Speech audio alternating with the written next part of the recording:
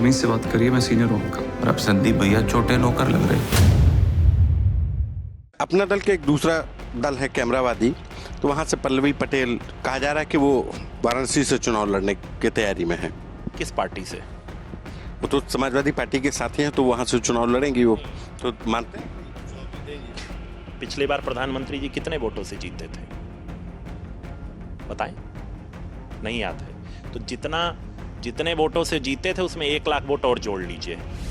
क्या ये समाजवादी पार्टी और बसपा के गठबंधन से बड़ा गठबंधन है? जब उसको हमने 64 सीटें जीत करके ध्वस्त कर दिया, तो अब की बार 64 में से 16 और जोड़ लीजिए, कितनी हुई? 80 की 80 जीतेंगे।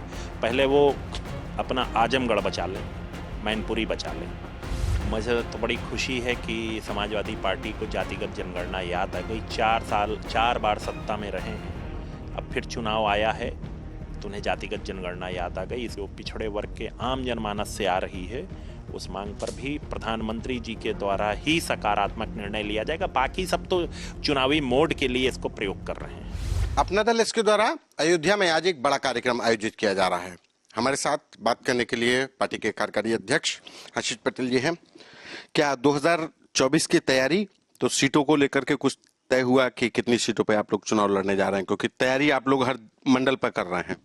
आज का कार्यक्रम पार्टी के उन लाखों करोड़ों समर्थकों का अपने पार्टी के प्रति स्नेह का प्रदर्शन है, और सब एकजुट होंगे, वहां पर इकट्ठा होंगे और पार्टी की नीतियों और अपनी नेता के प्रति समर्थन तथा सामाजिक न्याय के जो विषय हैं जो हल हो गए, उनके लिए माननीय प्रधानमंत्री के नेतृत्व वाली एनडीए सरकार को धन्यवाद, और जो अभी बाकी हैं उनके लिए एनडीए सरकार से अपनी बात रखेंगे। जो पीडीए गठबंधन बना है वो कह रहा है कि हम एनडीए को चुनौती देंगे, और वो जातिवार जनगणना की सबसे मतलब हमलावर हैं कि बीजेपी जो आपका मुख्य घटक दल भी है, आप लोग उसके सहयोगी में हैं, वो अपना स्टैंड क्लियर नहीं कर रहा है।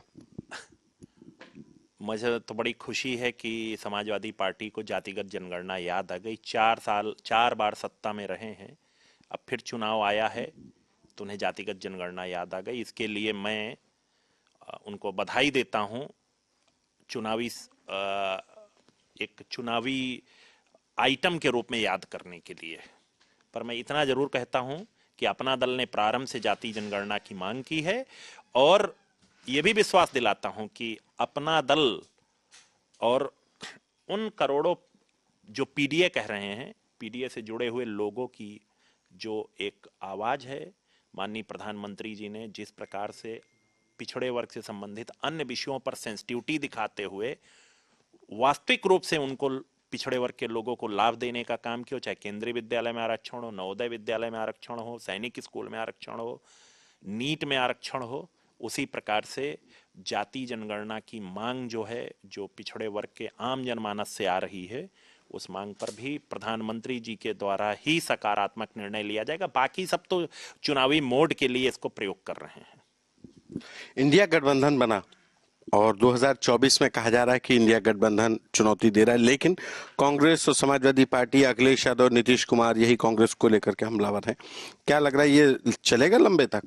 स्वार्थ का गठबंधन है, मीडिया के द्वारा खड़ा किया गया गठबंधन है, और सब अपने अपने अस्तित्व की लड़ाई लड़ रहे हैं, तो कुछ ना कुछ तो उन्हें करना पड़ेगा।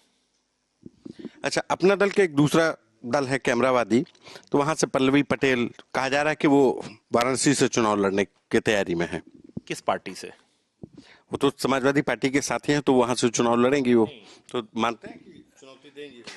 पिछली बार प्रधानमंत्री जी कितने वोटों से जीते थे बताएं?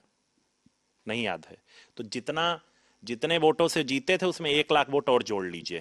तो क्या उनके जाने से 1 लाख वोट बढ़ेगा प्रधानमंत्री का? मैं तो सिर्फ इतना कहूंगा कि जब आप रिजल्ट लीजिएगा, मैं भी यही हूं, आप भी यहां हैं, 1 लाख वोट पिछली बार के अंतर में और जोड़ लीजिएगा। बात अगर इंडिया गठबंधन की फिर से करते हैं, तो क्या ये उत्तर प्रदेश में कांग्रेस समाजवादी पार्टी का ये गठबंधन 2024 में स्टैंड कर पाएगा अभी जो हालात हैं?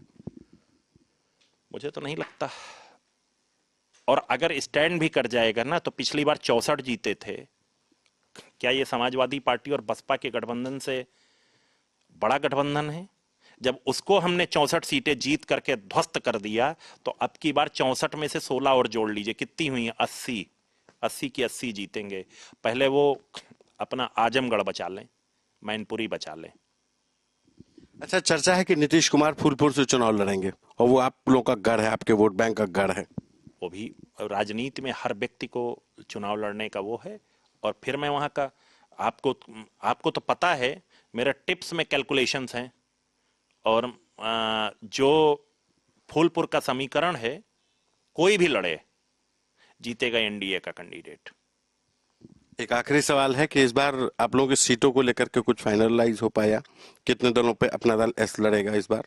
अपना दल यस 80 सीटों पर तैयारी कर रहा है। जहां से वो लड़ेगा वो जीतेगा, जहां से सहयोगी दल लड़ेंगे वो जीतेंगे। सीटों की हमारे गठबंधन में कोई लड़ाई ही नहीं है।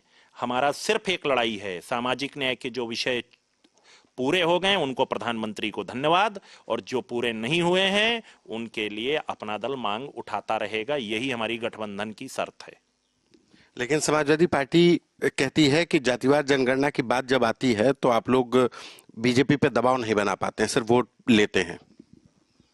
अब इस विषय तो मेरा सिर्फ इतना कहना है, आजकल वो पीडीए की बात कर रहे हैं, तो ये मैं उसी पीडीए से आता हूं, तो मेरा तो आज आपके माध्यम से समाजवादी पार्टी से एक छोटी सी मांग है कि यहां तो चारों तरफ से धोखा ही धोखा है उनकी नजर में।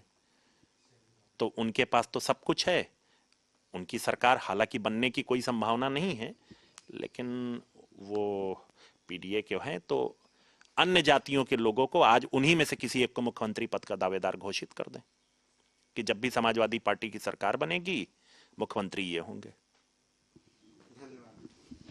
ये आशीष पटेल हैं जिन्होंने पीडीए का जो फॉर्मूला था समाजवादी पार्टी का, उस पर घेरते हुए सीधे से कहा कि अगर पीडीए के हिमायती हैं तो मुख्यमंत्री पद का दावेदार पीडीए से ही घोषित किया जाए।